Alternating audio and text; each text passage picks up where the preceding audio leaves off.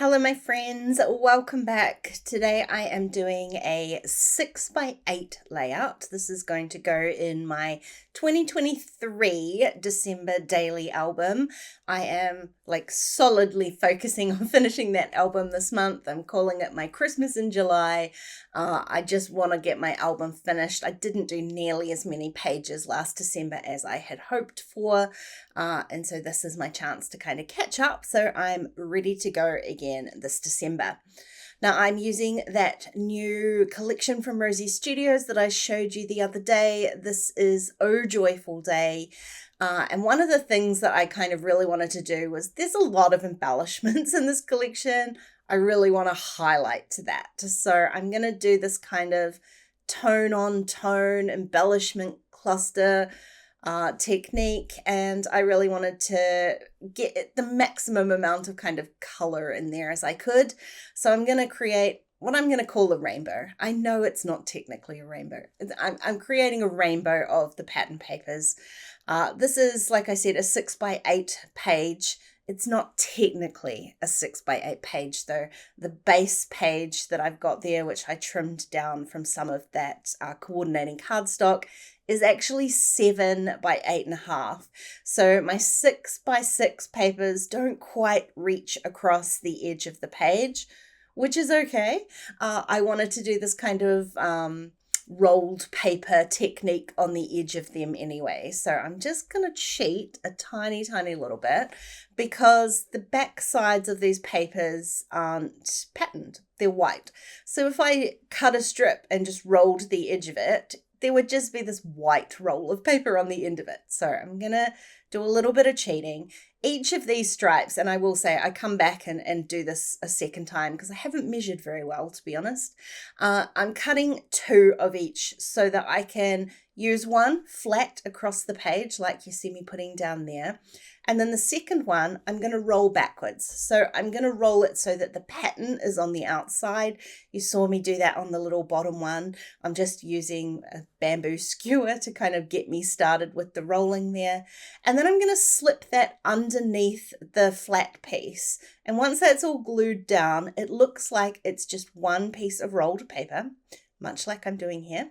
But it actually isn't. So this works on patterns that aren't necessarily directional. If you have a directional pattern, say there is text, or I know in this collection there's the little Santa faces, you would have to be careful with the way that you roll it so that the pattern on the rolled piece isn't upside down. Otherwise it would be completely obvious that it was 2 separate pieces of paper.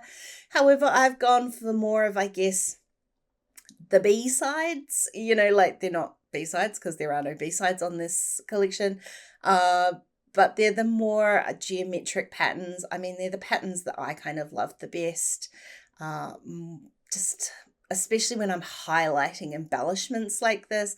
I don't want the patterns on the paper to kind of overtake the cuteness of the embellishments that I'm using.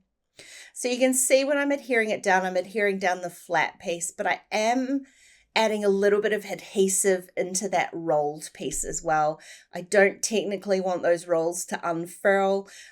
This page is going directly into my album, so there's not going to be a page protector. That's why it's that little bit bigger. This is kind of the actual size of a full page protector in my Life Crafted album, which is what I'm using for my December daily. So I want to make sure that those little rolls are as protected as possible.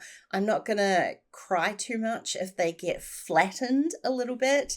I don't think they'll get flattened tremendously. My album's not super chunky at this point.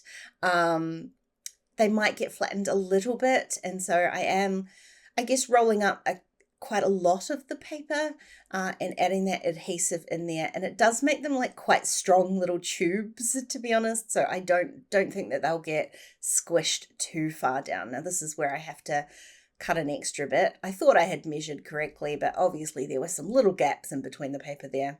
I've got just enough, just enough to recut this piece because I need those 2 pieces.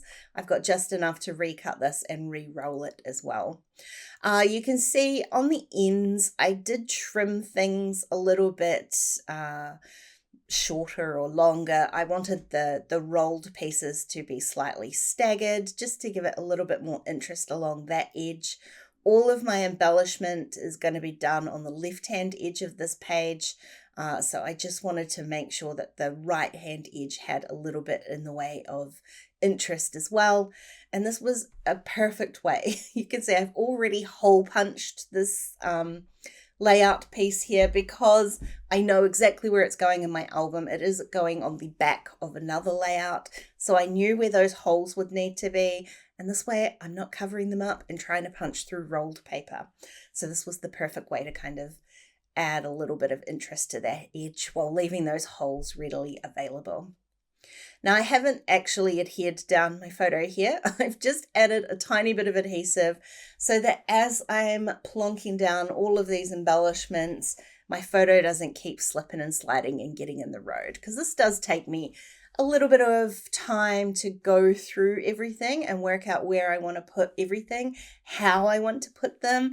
At this point, I was thinking I would keep things reasonably flat, but I do end up coming back in with a little bit of foam adhesive just to give some variance. I do use a whole bunch of these paper die cuts, so it does look a little bit flat before I come back in with some chipboard and puffy stickers, and I even use some of those buttons there. So I spend a whole lot of time kind of laying these things out before I eventually go ahead and start sticking everything down. So here you can see I'm adding a few, not a whole lot of foam adhesive, just a few little pieces. I decided to tuck some of those embellishments in behind my photo, but then have some of them overlapping the top as well. So once I start overlapping the embellishments, that's where I tended to put some of that foam adhesive, so the background ones are flat, and then I'm just adding like little bits of dimension, I guess. I'm not attempting to make this page super thick. Like I said, it's going to sit into my album. I don't want it to be super bulky, but I do want some of that kind of dimension and texture in there as well. So like I said, I was keeping things tone on tone. You can kind of see that rainbow progressing from green through teal. I decided to put the red in the middle rather than at the top. Like I kind of like that lighter element at the top. I feel like the red stripe would have been quite overwhelming if it was at the end, either end of the page. And this way it kind of highlights my photo, and I'm going to add a little bit more red in when I pop my title in there as well. So some of those I'm just being a bit loose with the tone on tone. You can see at the top, obviously I've got that plaid pattern up there. So there's a whole lot of colors in there. I'm trying to stick to kind of predominantly pink, like embellishments, but I do add a little bit of gold. There's a little bit of darker green, a little bit of red. So I'm not being like strict with things in here. I am kind of, I guess it's like blurring the edges a little bit. So here I've added a red present on top of the green. There's some red on the pink. You know, you get the gist. It's just to not keep things super strict, but it's just a general guideline. Now I feel like it's getting reasonably full. I know I want to add some of those buttons in there as well. So I am starting to fill up spaces with some smaller embellishments, some of the littler puffy stickers. And then I've got my wee buttons here. Now, I'm not super fond of these buttons in my everyday documenting because they are very thick, but I kind of feel like this album is the perfect excuse for that. Because I'm not minding if it's chunky. I kind of want to fill up the album. So I am grabbing the buttons, but the one thing I will say is the buttons are thick in themselves, and then they do have quite a thick layer of foam adhesive on the back of them as well. So what I am doing is peeling off that foam adhesive, and I wasn't 100% sure how I was going to adhere them down. I thought that for now I would put a little bit of just tape roller on there. There is still a little bit of a sticky residue from the the foam tape that was on there. I thought for now I'll just add a little bit of tape and maybe come back in after I finished filming with my hot glue gun just to add something a little bit more permanent. But I'll be honest, the tape runner actually worked really well, and I filmed this video about a week ago, and it still seems pretty stuck, so I'll keep you informed if that changes. But actually just running my tape runner over the back of it 3 or 4 times gave it enough stick to stay nice and stuck. Now, I had actually gone ahead and adhered my photo. I just didn't film it, so don't panic about that too much. I did pop the photo up on some foam as well, just so that I could tuck some of those embellishments underneath there. It's just a photo of the very small amount of decorating that we did this Christmas, well, this past Christmas. With the kittens around, there was not a lot of room for error, so this one very tall shelf was the only part of our house that got any kind of Christmas decorating. Even though I love Christmas so much, I didn't want anything destroyed by those mischievous little kittens. Now, the last step on my layout is to add my title. I am popping that up over the kind of gap in the paper on top of my photo and below. It sticks nice and stuck. I'm just mix and matching the sentiments here. Christmas love. And then that is my layout all done. Hey, I am celebrating Christmas in July all month over on my YouTube channel. So if you are like me and catching up on your December daily album, hop over there and see some extra process videos. Hey, my friends, I hope you enjoyed this video. You can grab the Rosie Studios collection from the link down in the description box. Otherwise, I will leave a couple of videos on screen for you if you want to keep watching.